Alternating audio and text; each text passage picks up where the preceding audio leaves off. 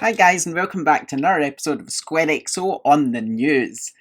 Don't forget you can follow us at www.squarexo.co.uk, twitter.com/square_xo, facebook.com/squarexo. We're on patreon.com/squarexo. You can listen to us on iTunes, Spotify, Podbean, Google Podcast and other podcast services. And of course at youtube.com/joeandersonwater. Okay, it's nice and bright and early today. And today we're going to be talking about Xbox, because there was quite a lot of news yesterday from Inside Xbox, which is their show that they do a bit like Nintendo Direct, except it's live and you have a bunch of them there all talking about games and what's coming up and just diving deeper into games that are coming out soon, such as Metro Exodus. But it's the announcements we are focused on in the news rather than stuff that we already knew probably. So the first thing we're going to talk about is Xbox Games Pass, because the games have been revealed for February and they're pretty good. I mean, I don't have Games Pass, but I'm quite tempted to grab it this month because you'll be able to get Shadow of the Tomb Raider, which isn't really that old a game. I've not tried it yet. I would really like to get it. So you can pay £4 for the Game Pass for a month and get it. And also, if you get it this month, you'll also get Crackdown, obviously, which is coming out. So that'll be nice to try. Forza Horizon 4 you can try as well. There's a ton of games on Xbox Game Pass. Obviously, all the Xbox exclusives. Other games coming this month, though, is Walking Dead Season 1, Batman Return to Arkham, Pump BMX Pro, and The Blob. So they're all coming in February, so that's a pretty good lineup. Okay, so another bit of news is that Microsoft Studios will now be known as Xbox Game Studios. The game developer announced this in a statement on Tuesday, but it also mentioned it in the Inside Xbox. And Corporate Vice President Matt Booty, this is what he said, so I'll just read this out to you to understand why they're changing their name to Xbox Game Studio from Microsoft Studios. At Xbox, we believe when everyone plays, we all win. It's why we're passionate about building a portfolio of games for players across PC, console, and mobile. As we've expanded our focus beyond console, the Xbox brand has also evolved from its original roots.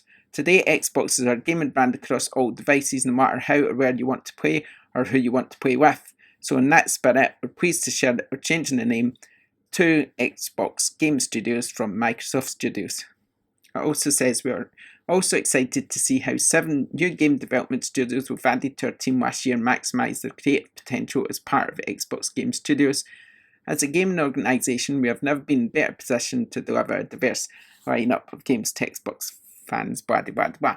So, of course, the idea behind this, because when you see you see a game on Switch or whatever, Minecraft, take for example, and it comes up with Microsoft Studios, it's not really giving you the whole picture of where it's come from, is it? I mean, these are Xbox games. This is what they want to put in people's mindset. When you're playing Minecraft on Switch, that's an Xbox game. It's got that Xbox branding on it.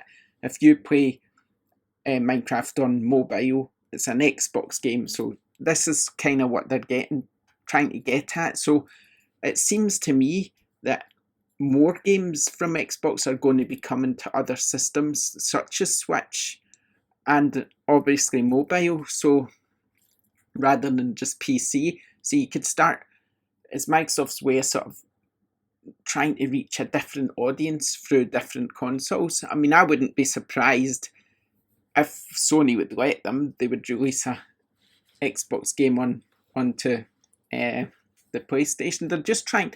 What they're trying to do is they're just trying to get people's mindset that Xbox is a great game company. And when you see things like Project X Cloud and Games Pass and stuff like that, which, I mean, when I just read you out the Games Pass games coming this month, I mean, it's very impressive. So, I mean, when you start to see things like that, maybe people get that mindset that Xbox is a great place to play. And I think that's what they're getting at, because let's face it, the future of games is going to be things like Games Pass and Project X Cloud. Not yet, but in the future when things start to move that way and there's not really a physical box, it's more about the sort of service, then if that's already in people's mindset that Xbox Game Pass and Project X Cloud is a great place to play, then that's where they're going to naturally go.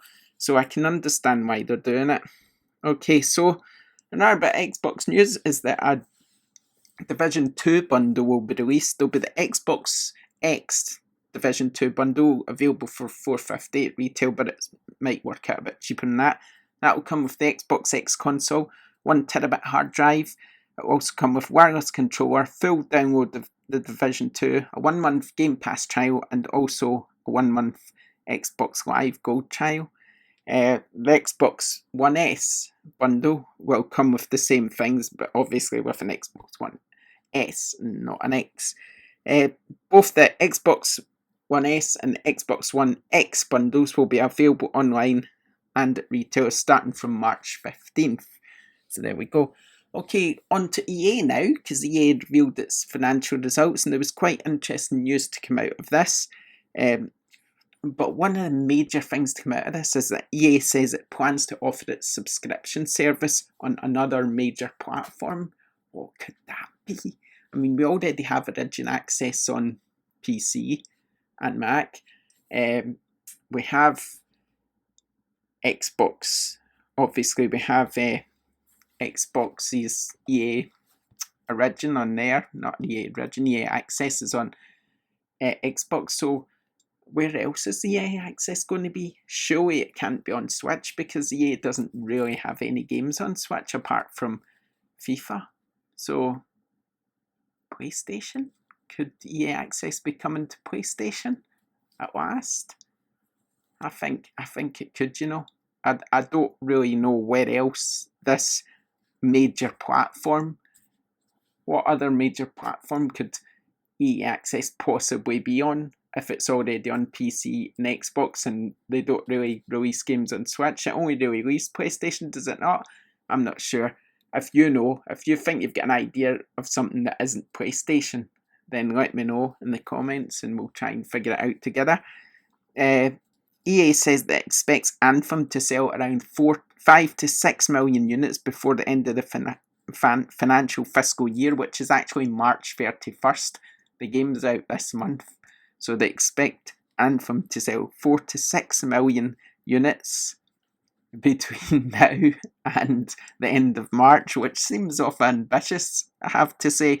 But is that going to happen? I don't know. It does seem ambitious, but we shall see, I guess. EA says that 47% of its full game sales on PS4 and Xbox One were digital in the last 12 months. That's nearly half. Nearly half of all EA's games sold were digital. How about that? The digital revolution's coming, isn't it? Fast, especially for EA. EA's doing really well when it comes to digital. So that's just crazy. And we said the other day that Respawn wasn't going to release any more Titanfall, but apparently EA said in its financial results that the studio will have more Apex Legends and related Titanfall experiences. Now, it's not Titanfall 3, but they're going to be releasing something Titanfall related later this year. So I don't know what that is, because they will also be releasing Star Wars Jedi Fallen Order, which is Respawn's Star Wars game. So that's coming out later this year, along with EA's usual sports titles. Apparently there will also be a new Plants vs. Zombie game, and also a new Need for Speed game as well. So that's great. We're getting all the plans ahead of E3, which is obviously fantastic. So just getting back to that Titanfall thing a minute, it says Respawn plans to launch a premium game this year that is a new twist in the Titanfall universe. So that's all we got out of that. So I'm not sure what Respawn's up to. Obviously, they've got Apex Legends, they've got Star Wars, and they're going to have this premium Titanfall experience, which suggests it's some sort of paid item, because putting the word premium in there seems to suggest it's going to be paid. So I don't know. We'll see. So there we go. Xbox and EA news today. Plenty of it. Let us know what you think. If you like this video, please like and subscribe. Leave a review. All stuff like that. And we'll see you next time on SquareXO On the news. Bye.